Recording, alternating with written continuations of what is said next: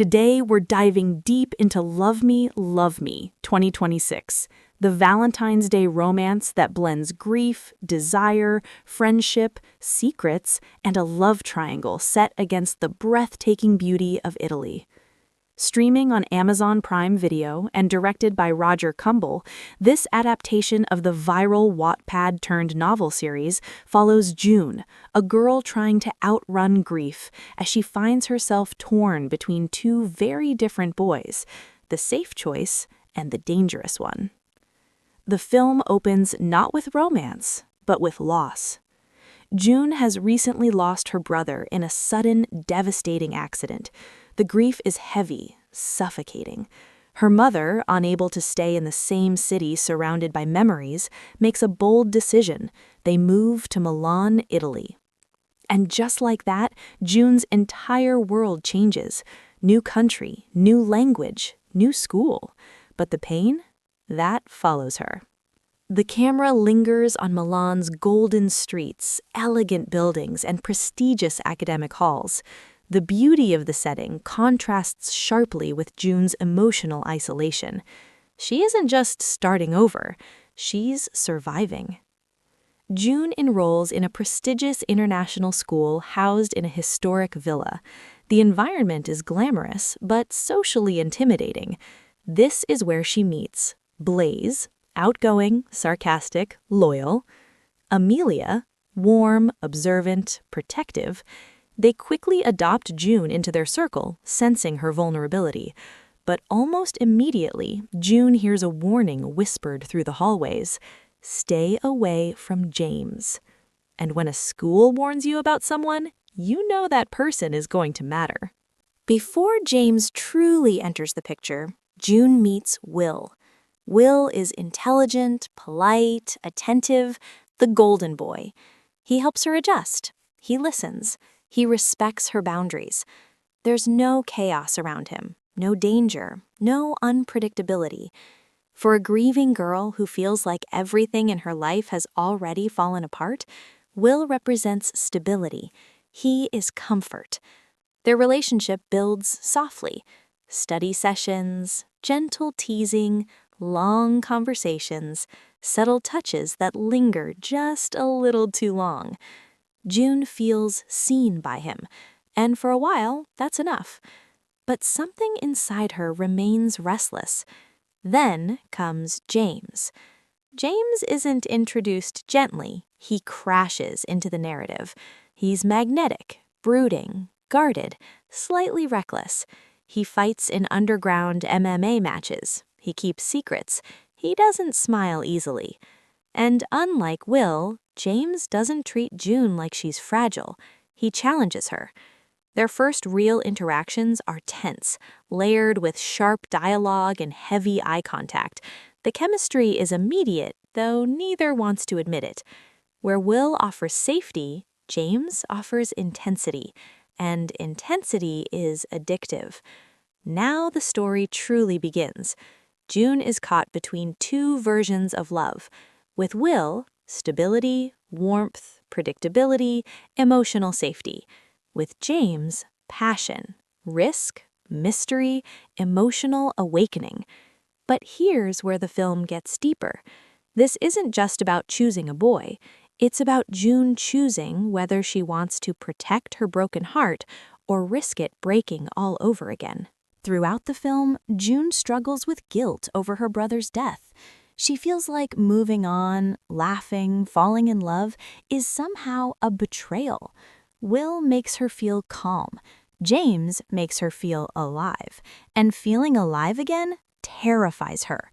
There are moonlit conversations, almost kisses, jealous glances, moments where one boy sees her with the other. The tension escalates quietly but steadily.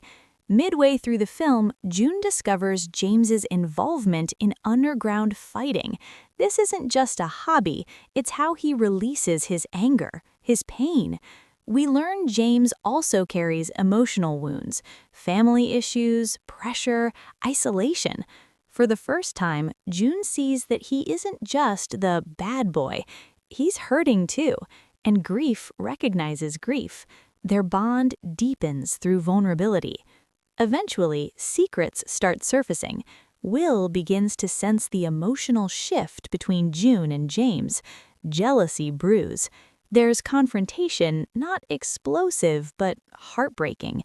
Will feels betrayed, not necessarily by actions, but by emotional distance. June realizes she cannot stay suspended between two worlds forever. Someone will get hurt, maybe everyone. The climax centers around a defining emotional moment. June has to decide. Does she choose the safe love that helps her heal slowly, or the passionate love that makes her feel everything at once? There are tears, confessions, silence, and ultimately, June chooses the path that reflects who she's becoming, not who she was when she arrived in Milan. Without spoiling every nuance, the ending leans toward emotional honesty rather than fairy tale perfection. It's not about winning a boy, it's about June reclaiming herself. On the surface, Love Me is a love triangle, but underneath it's about grief and survival, identity after loss, the fear of moving forward, the difference between comfort and connection, and choosing who you want to become. Italy's beauty mirrors June's transformation. She arrives broken, she leaves changed, not fixed, but stronger. In the final act, June stops running from her feelings. She realizes something important. She didn't fall for James because he's reckless. She fell for him because he understands her pain. James doesn't treat her like she's fragile. He sees her strength. Will represents who June was trying to be, composed, controlled, healed. James represents who she actually is, messy, emotional, still grieving, but alive. In the emotional climax, June makes her choice. She chooses James. But here's what's important. She doesn't choose him because he's exciting. She chooses him because she's finally honest with herself. She admits that playing it safe was another way of avoiding real healing. She needed to stop pretending she was okay. Choosing James is symbolic. She chooses passion over protection, truth over comfort, growth over fear. Will is heartbroken, and the film doesn't minimize that.